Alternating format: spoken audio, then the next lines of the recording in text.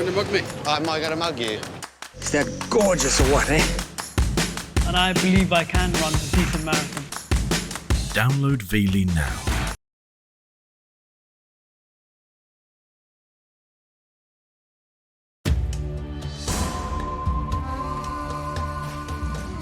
Three centuries after the first discoveries, Egypt continues to fascinate us. Every month that goes by reveals new treasures buried under the desert sand. This fragment of nose was found in the area during an archaeological dig, so it was stuck back on. It hadn't gone far. Temples, pyramids, necropolises, and ancient cities are just some of the wonders that bear witness to the splendor of past pharaohs and their heirs. The Greeks used to make cakes called pyramids. When they came to Egypt, they found the colossal stone structures in the shape of their cakes, so they gave them the same name. This ancient civilization, which was thought to have been lost, is constantly reinventing itself in the Egypt of the 21st century. We are going to travel through time and space to rediscover it.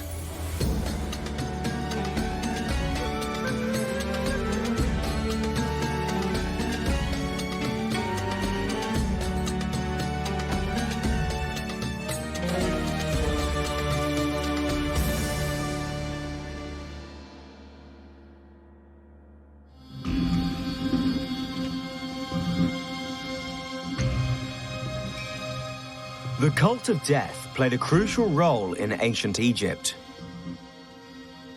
With its necropolises, pyramids, mummies and sarcophaguses, 3/4 of archaeological discoveries on Egyptian soil are directly linked to funeral rites.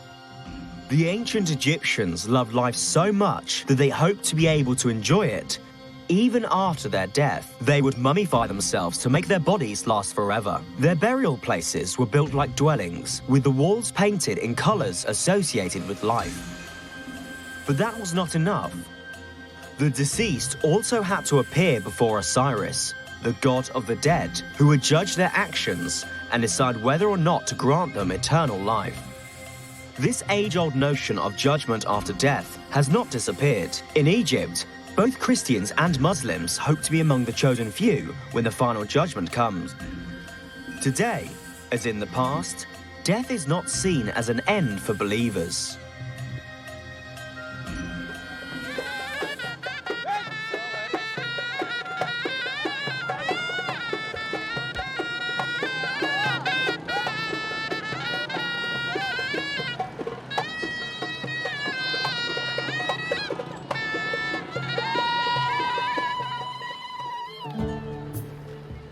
In Luxor, the wedding season has begun. Couples marry in the shade of this ancient Egyptian temple. It is the start of summer, when temperatures rise to over 45 degrees centigrade. To protect themselves, people start work very early in the morning. This is the best time of day to spread the word. Trucks like these, with their makeshift loudspeakers, are often the only link between small, neighboring rural communities. Caliph Mahmud, Caliph Hassanan has departed. May he rest in peace through the mercy of God. He is from the village of Najer Seke. His burial will take place at 3 o'clock. Before afternoon prayers. I am announcing the death of a Muslim to villagers. I am making this announcement so that everyone in the surrounding villages knows that this person has died. If I don't announce it through the loudspeakers, no one will come to his funeral because no one will have been informed.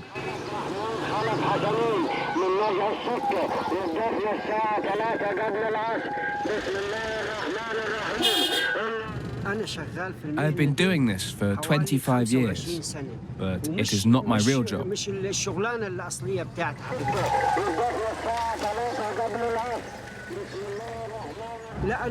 My real job is to do the call to prayer at the mosque.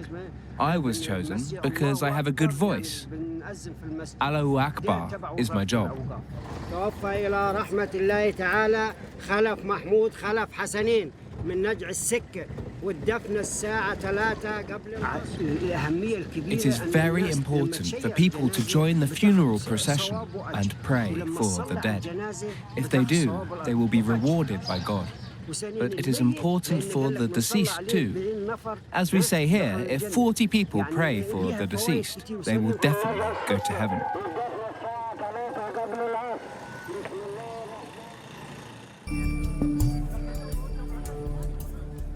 Caliph Mahmud died in the night. In accordance with the Quranic tradition, he will be buried the following day. This man was held in high esteem. His friends gather outside his house to pay their last respects.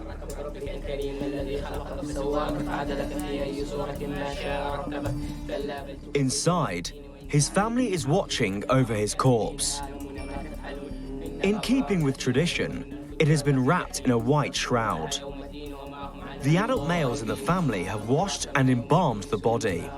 He is ready for his final journey to the village cemetery.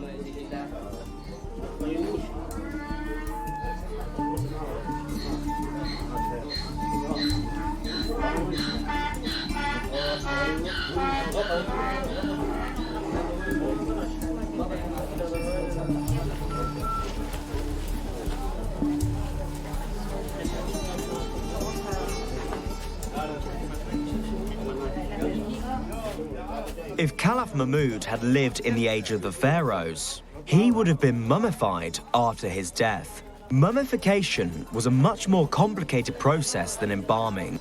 The ancient Egyptians believed that there was life after death, in their own bodies.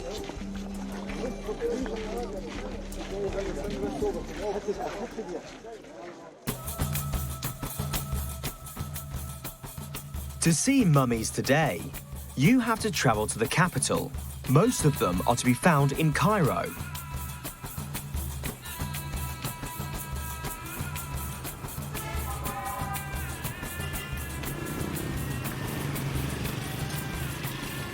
Hidden away in the center of this sprawling city, this old museum is their home.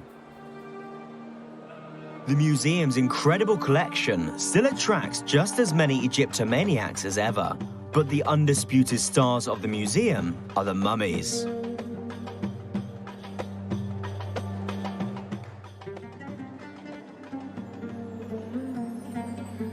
Some are over 3,000 years old and incredibly well preserved. The bandages have been removed to show off the bodies. That practice dates back to the early days of Egyptology in the 19th century. Nowadays, out of respect for their ancient religion, the mummies are left in their original state.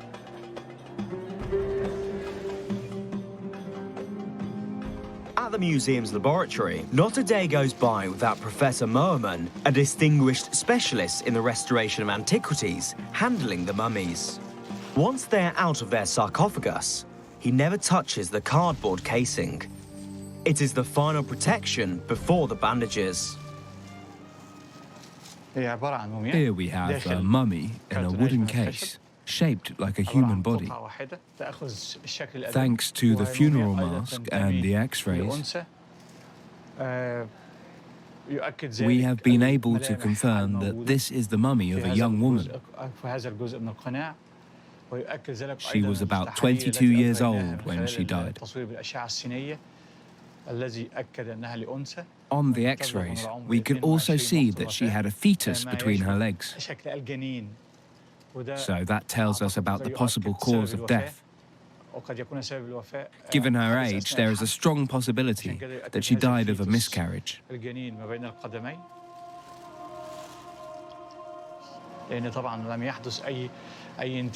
The mummy is in perfect condition, as are the drawings on the case.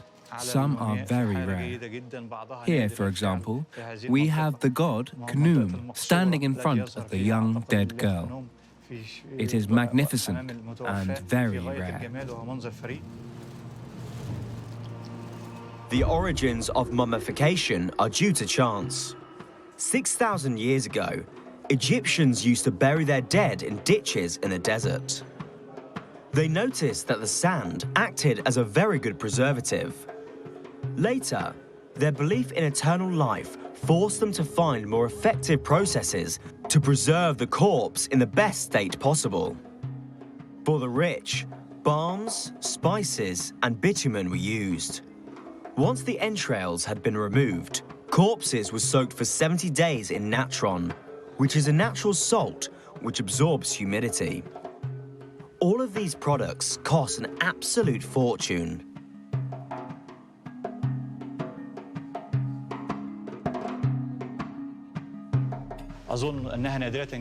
This is another very rare piece. It is the left arm of a pharaoh, King Unas, from the 5th dynasty. It was discovered by French archaeologist Gaston Maspero at the end of the 19th century. Later, researchers carbon dated the arm. The results confirmed that it came from the Old Kingdom, from about 2350 BC.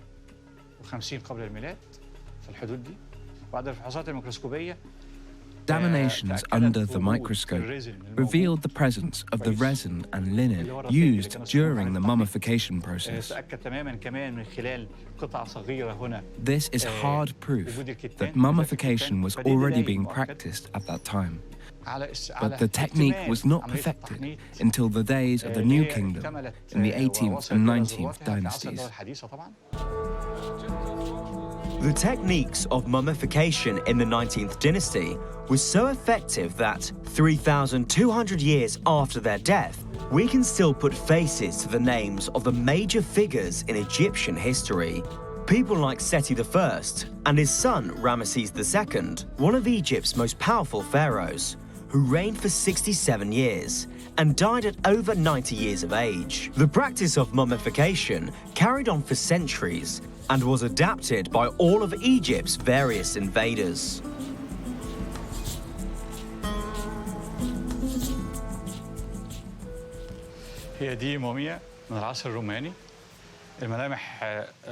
We are working here on a very special mummy, a mummy with a portrait from the Roman era.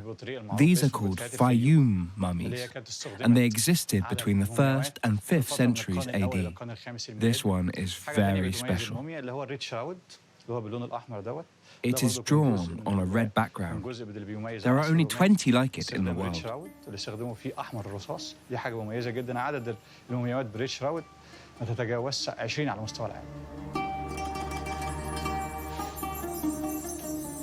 The idea behind the funeral masks covering the faces of Egyptian mummies is that they restore the use of the senses to the dead person. At the end of the Old Kingdom, the masks were replaced with portraits that came straight out of the Greco-Roman artistic tradition. These portraits were commissioned from artists by the living in anticipation of certain death. It is hard to know exactly when mummification stopped, but there were no mummies between the 5th and 6th century AD. That date corresponds to the rise of monotheistic religions, which forbade this practice.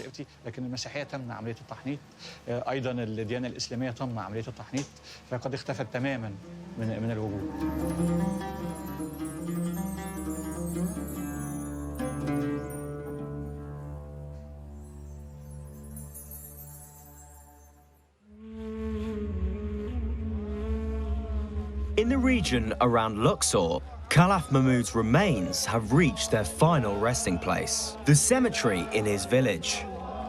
Only the men take part in the funeral procession. According to the Prophet Muhammad, the hyper-emotionalism of women and children would disturb the sobriety of the funeral. In the Muslim tradition, the burial must take place within 24 hours of death. This is a precaution which makes good sense at these latitudes. The corpse must be carried over a distance of 4 kilometers in temperatures of 45 degrees centigrade in the shade. There is only one God, Allah, and Muhammad is his prophet, chants the crowd, swelling as the procession reaches the corpse's final resting place.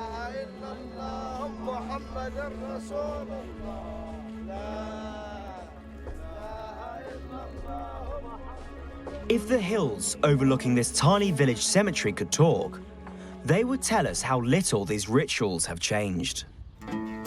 The Theban hills have seen thousands of funeral processions pass by since the days of the ancient Egyptians. With over 600 tombs recorded, you need a bit of help to find your way around. Samer Michel is a tour guide. Whenever he comes to Luxor, he finds time to visit Ayman's bookshop that specializes in Egyptology and is situated in the midst of the ancient ruins. I accompany groups and I guide them through Egypt. I try to pass my love of all things Egyptian onto them. You have to keep your knowledge up to date. There are new discoveries every year and new theories. This is my passion, so I try to stay up to date. To do that, I need books, and I need to read. Even for an avid reader, it would take several lifetimes to uncover all the secrets hidden in the Theban hills. To help make sense of it, Egyptologists have divided the necropolis into 3 parts: the Valley of the Nobles, the Valley of the Queens, and the Valley of the Kings.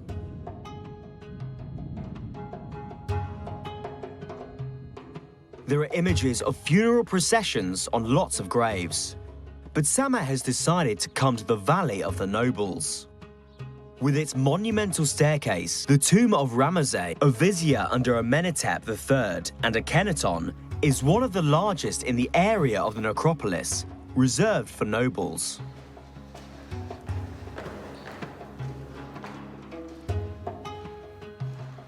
At the back of the tomb, Samer finds what he is looking for: an image of a funeral procession that is 3,000 years old. You can see the family members walking together behind the pallbearers. Next, you've got the bearers of the grave goods. Grave goods are the treasures that are placed in the tomb alongside the deceased. The deceased hopes to live the same life after death as they lived on Earth, only better and more carefree. So, they will need to eat and drink and entertain themselves. But they also keep the same job as they had on Earth. So they will need the tools necessary for performing those functions. Here, for example, you can see a leopard skin, which was the attire of a high priest. Ramesses was a high priest, so he needs a priest's robes. Then there is a bed, a mattress, a headrest, and some boxes. These eclectic grave goods had only symbolic value. They were purely functional.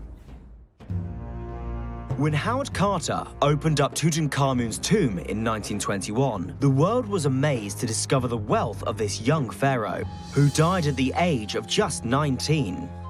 Nothing had been forgotten. Even his chariot was buried with him.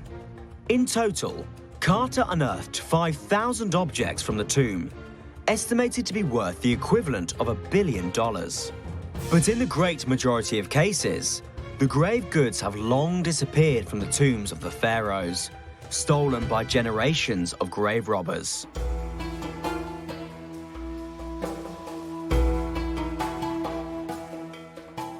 And here we have the mourners. The mourners were very interesting. Here you see women showing their grief and their sorrow. You can see black tears on their cheeks. Their eyes were heavily made up with kohl, so when they cried, the kohl ran down their cheeks. The tradition for mourners hasn't completely disappeared from Egypt, but Islam forbids the expression of grief through loud wailing. Professional mourners resisted for a long time, but today it is only in remote villages that the tradition persists.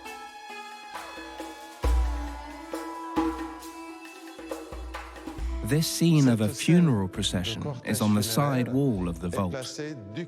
As you can see, it is dug out of the mountainside. This ramp leads down to the vault. The mummy and its grave goods were slid down the ramp and placed in the burial chamber.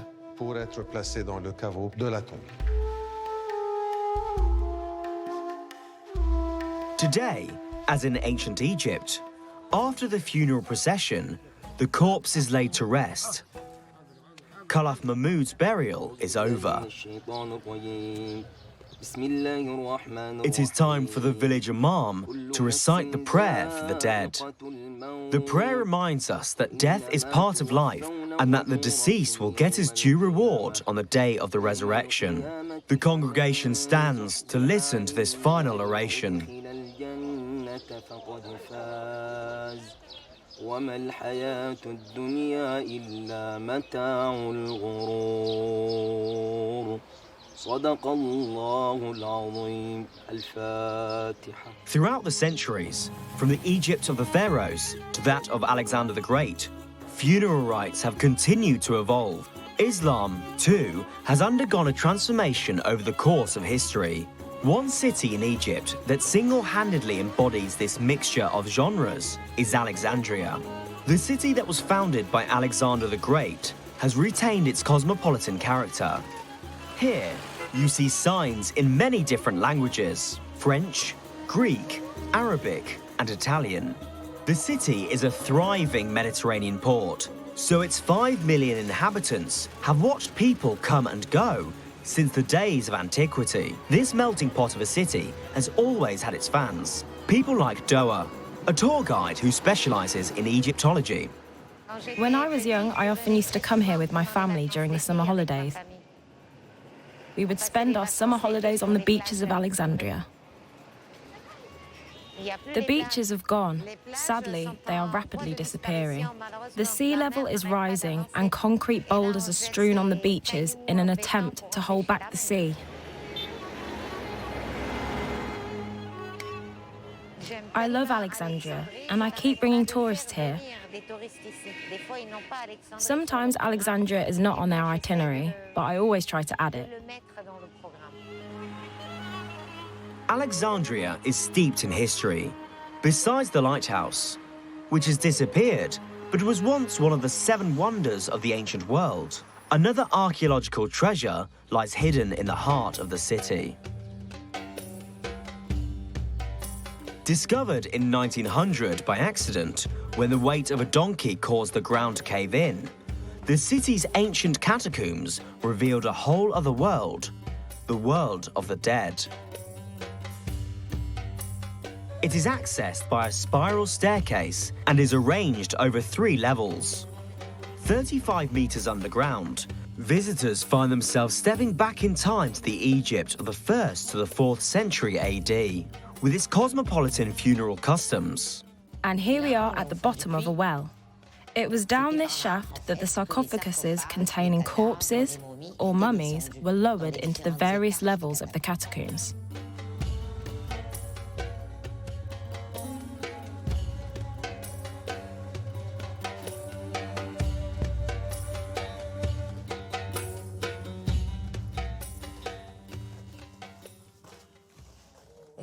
And this is where the digging stopped. The spiral staircase would have continued down here. But in 392 AD, all pagan cults were banned, and Christianity became the official religion of the Roman Empire. So, digging was stopped because these rituals were no longer going to be practiced. The catacombs of Kom el-Shokafa, to use their Arabic name, are a veritable maze. They contain over 300 Greco-Roman tombs, the majority of which are loculi. These burial niches are identical to those found in the catacombs in Rome. The tomb which best symbolizes this mixture of cult and rite is also the first one to be built here in the 2nd century AD.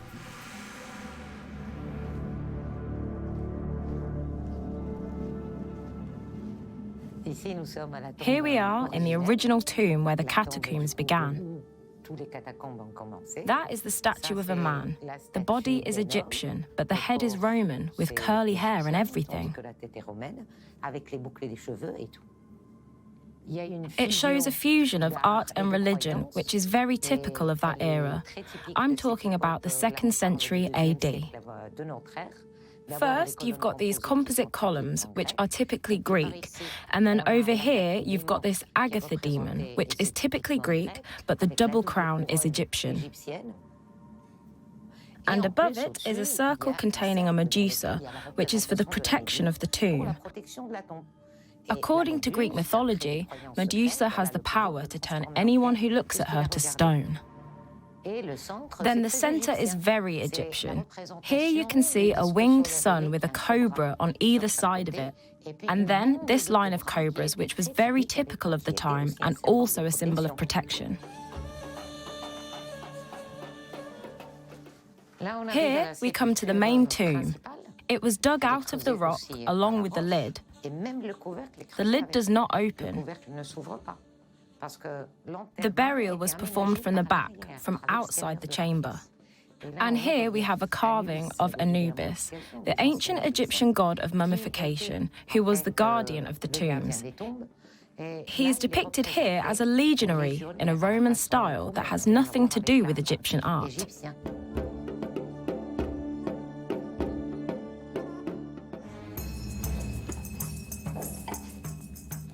Today, as in the past, once the funeral is over, the family sits down together to eat. The architects of the catacombs thought of everything. This large, typically Roman room with its U-shaped bench served as a dining room. The whole family would assemble here. You have to imagine a wooden table over there with waiters passing behind it. Family members would lie on their left-hand side to make room in their stomach so they could fill it to maximum capacity. There would have been wine to accompany the meal. The idea was to share one last meal with the spirit of the deceased. In ancient Egypt, it wasn't unheard of for the mummy to attend this last meal before returning to its grave. So that it could enjoy the spectacle and the feast, either the oldest son or a priest would perform the ritual of opening the mummy's mouth. It was a magic ceremony that would allow the deceased to breathe, eat, hear and see in the world of the dead. You were supposed to break the plates you had eaten off when you left the tomb. That is an Egyptian tradition which was practiced in the age of the pharaohs. The tomb of Tutankhamun was discovered thanks to the unearthing of pieces of pottery marked with his name.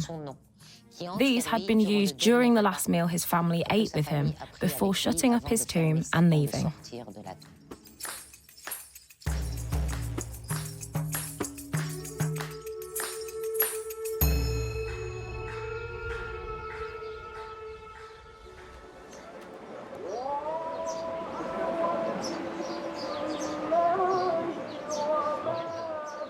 Muslims still hold funeral banquets, but there are certain conditions. 3 days after Caliph Mahmud's burial, the period of mourning is officially over. The family can finally eat a meal in his honor. It takes place in the cemetery. It is a frugal and hasty repast, with just one dish served.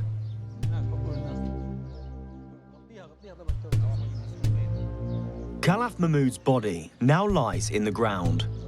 His soul will be judged on the day of the resurrection at the end of this world, a last judgment that is customary of monotheistic religions. However, in ancient Egypt, the deceased were judged immediately. Once they were alone in their tomb, they would descend into the underworld to be judged. Their life would continue there, provided they passed several tests first and found a way to survive in the afterlife. That was no mean feat. At the small temple of Hathor in the Theban hills, Egyptians have inscribed instructions on the wall for the newly deceased.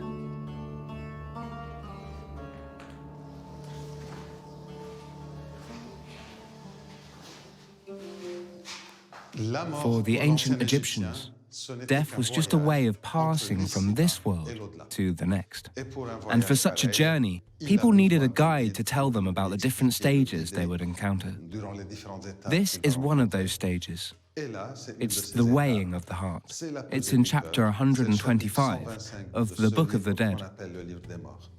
The heart is placed on one dish of the scales, and on the other dish there is a quill pen. It is the quill pen of Mart, the goddess of justice, and the heart had to be as light as the feather. The scales had to balance.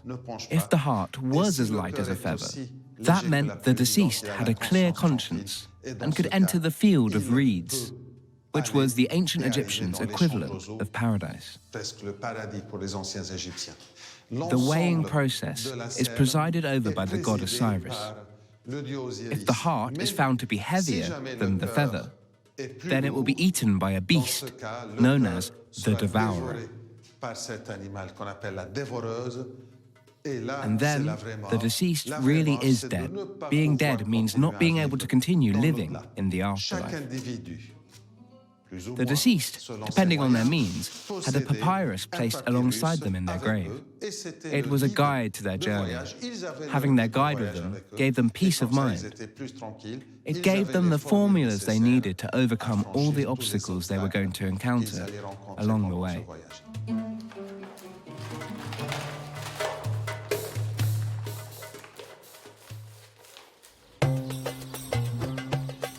For the dead to take a survival guide with them into the underworld, they needed a medium for those written instructions that was easy to carry.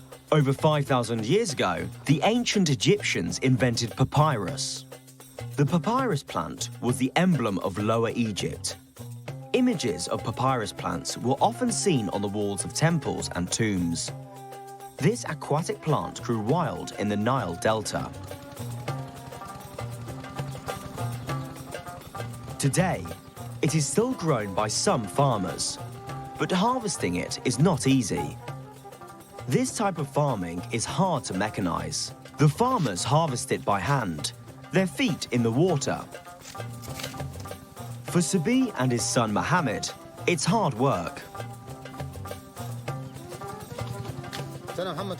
Mohammed, bring the cart. These scenes look so timeless.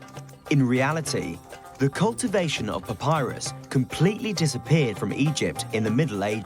And yet, papyrus had been a luxury product that Egyptians had a monopoly over throughout the Roman Empire until it was supplanted by parchment.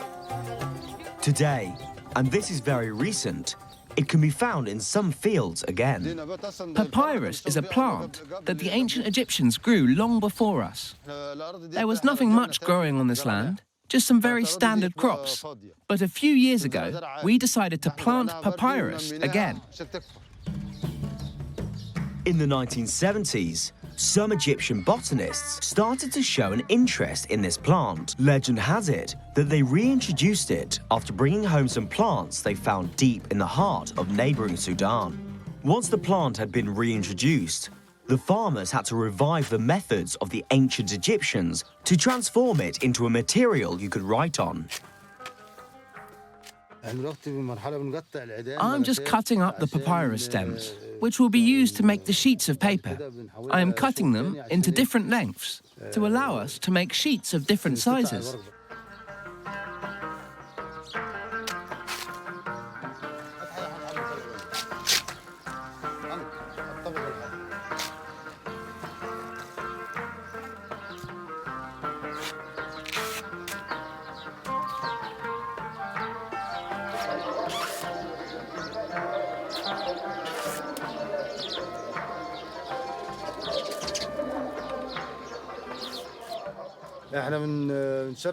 Now I'm slicing the stems with a fishing line. I judge everything by eye. The slices need to be identical, more or less the same thickness. The thinner they are, the more beautiful the paper will be.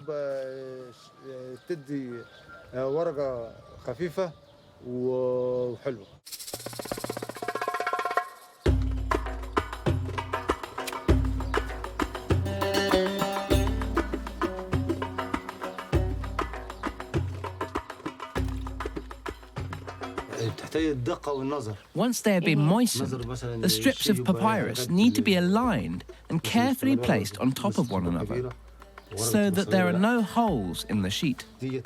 It is a job that demands a lot of dexterity.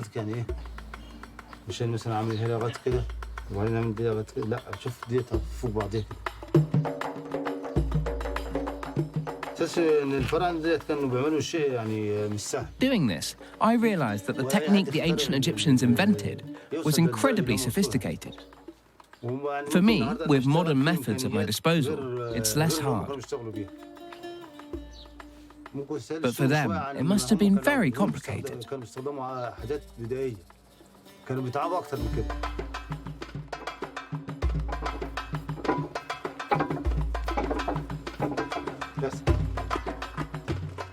No one knows the exact process the ancient Egyptians used to make papyrus. Did they use a press like Sabi?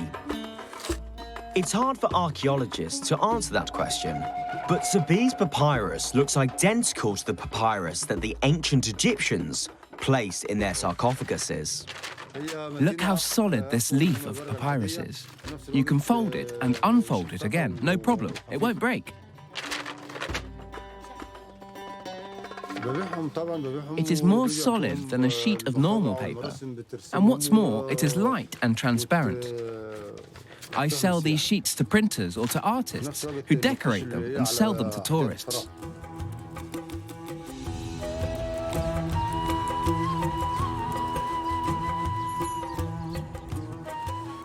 Painting on papyrus takes a very special kind of skill. Artists who do it, like Ahmed, are real experts.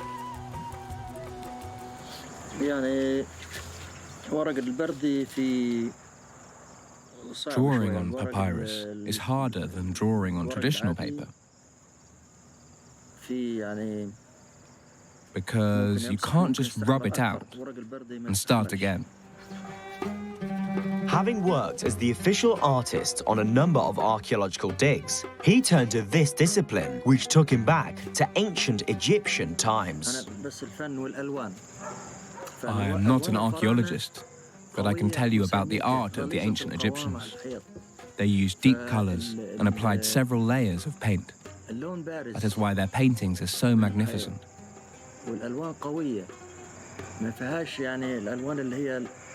They used natural pigments, not chemicals like we use today.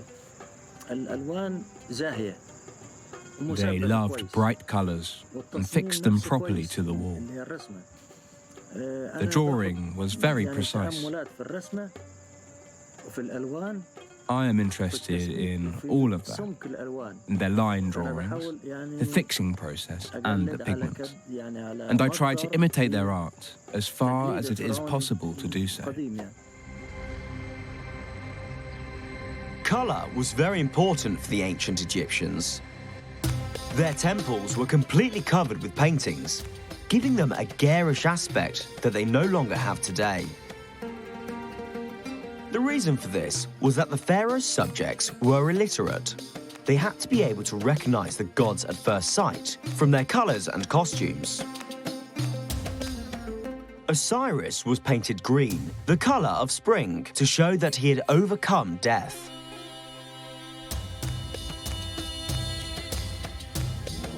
These painted representations are not lacking in realism, as shown in the difference in the skin color of the two sexes. The men are brown because they lived outdoors, and the women are yellow because they stayed shut up indoors. The animals, too, are represented in a way that is very true to reality. They will be used by the deceased in the afterlife. Who would want to eat a pale imitation of a Nile perch?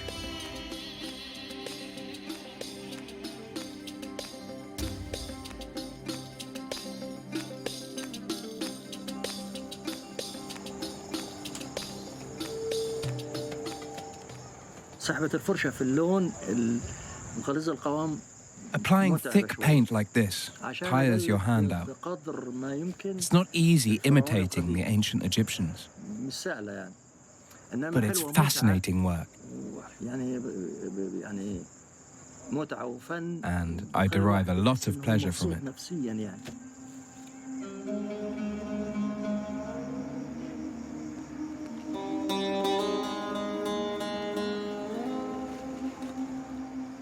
Painters, stonecutters, and sculptors occupied an important role in ancient Egypt. In the Theban hills in the Middle Kingdom, they even had their own village, Deir el-Medina. All the artisans lived together here, building tombs for the pharaohs in the nearby valley. Their own tomb reflect their craft too. They are topped with little pyramids, imitating early royal tombs. A symbol of ancient Egypt, the 3 pyramids of Giza were erected during the Old Kingdom in about 2600 BC. Back then, only the pharaoh had access to eternal life. The pyramid was a sort of launching pad for his soul to join the stars. But paradise gradually became accessible to everyone. Every Egyptian could have a pyramid built, in line with their means. At Deir el-Medina, Sennacherib, chief artisan to Ramesses II, didn't hold back when it came to constructing a tomb for himself. He topped his with a pyramid and paintings worthy of royalty.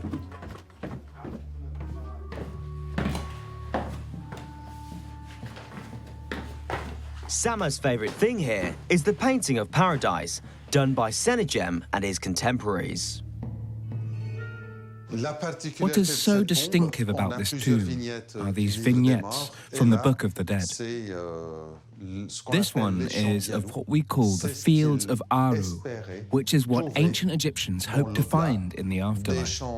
Namely very fertile fields, where the wheat grows to heights of 3.5 meters and the flax is 2 meters tall. It's a place of abundance. We see them here, working in the fields. That will be one of their jobs in the afterlife. On Earth, they had to dig canals and build dikes and so on. And in the afterlife, it's exactly the same. And so they invented a system to spare themselves this drudgery. These funerary statues were known as ushabati. They had a magic spell cast on them to make them act on behalf of the deceased and go to work in their place.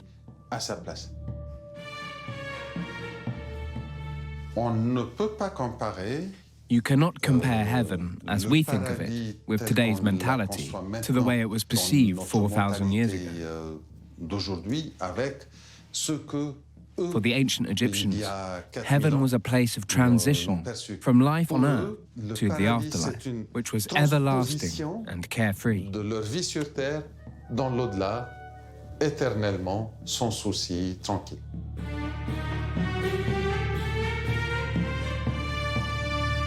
The Egyptians believed in heaven, but they also believed that the dead came back to visit the living. The bar embodies the soul of the deceased. It is represented by a bird with a human head. The bar is a sort of double for the deceased that is set free after death. Like a ghost, it leaves the tomb and flies over the deceased's favorite places, allowing it to participate in life outside the tomb. Then the bar flies back into the tomb and settles on the mummy.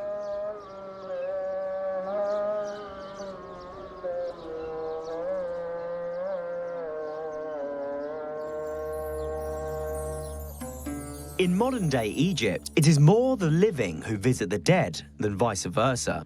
Egyptians often pay their respects to their dearly departed.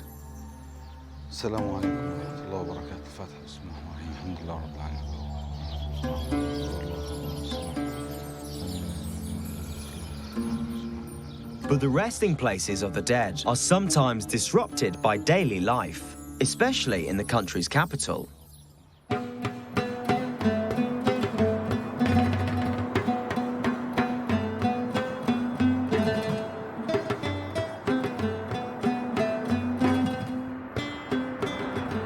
In Cairo, the population density is 10 times higher than in London.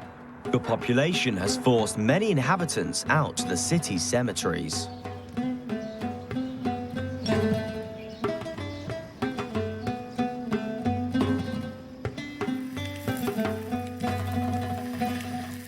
The people of Cairo are used to this strange cohabitation. It is not unusual for them to use a grave as a tea tray or a washing line.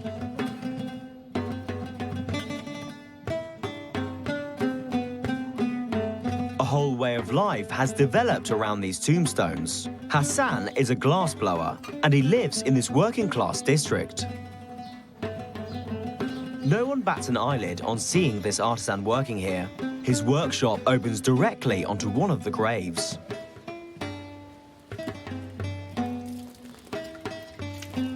Hassan's family has lived in this cemetery for several generations. He is familiar with the habits of all his neighbors, both the living and the dead.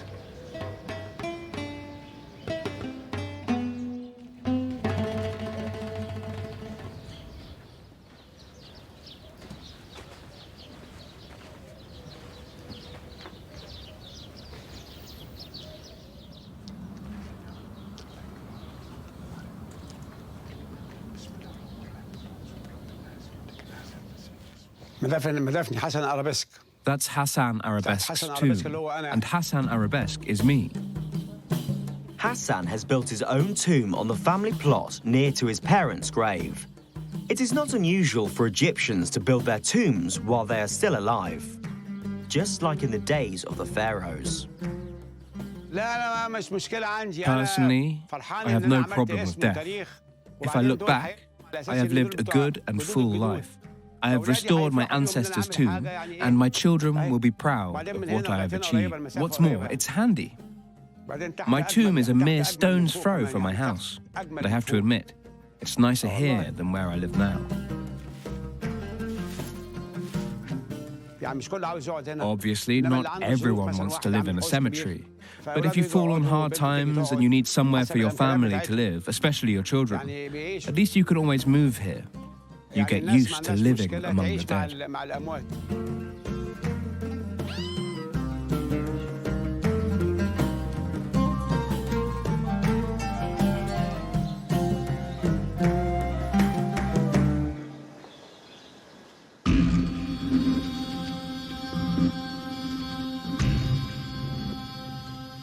In ancient Egypt, the afterlife was not always as peaceful as it is now. At the bottom of the Valley of Kings, in the Theban hills, generations of grave robbers, attracted by the buried treasures, came to disturb the resting places of the dead. But the pharaoh Ai from the 18th dynasty was the victim of another form of tomb raiding. He was subjected to a campaign of damnation because of a rather troublesome forefather. Akhenaton, the pharaoh who was hostile to the god Amon and a heretic in the eyes of some of his successors. Ai paid dearly for his kinship with the accursed pharaoh. His tomb was methodically ransacked. You don't need to be a great detective to see that King Ai was murdered in his tomb. The heart has been removed from these images of him. And don't forget that the heart is the conscience. The penis, too, preventing him from reproducing. And the face, which is his identity, so that he is no longer recognizable. Then the hands, and so on and so forth. And so this mutilated king no longer exists, because the ancient Egyptians believed in the magic power of the image. If the image of the deceased was intact, they existed. But if it was erased, they ceased to exist. The idea was to kill Ai, even after his death, to erase all trace of his existence.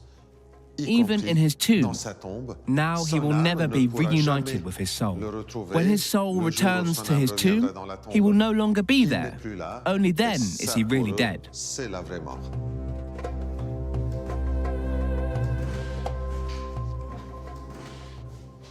As you can see, they have hammered out the name of the king, which was written on this cartouche. The ancient Egyptians believed in the magic power of the word, as well as of the image. Erasing his name meant that he no longer existed, so he was killed one more time. They hammered out the name, but they didn't succeed in eradicating him completely. 3,000 years later, I'm still saying the name I, and so he exists. His name lives on, and so those who tried to kill him failed.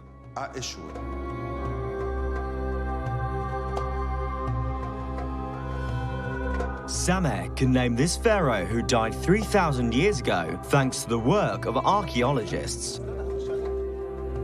By solving the mystery of the hieroglyphs and identifying the mummies they discovered, they have ensured eternal life for the ancient Egyptians.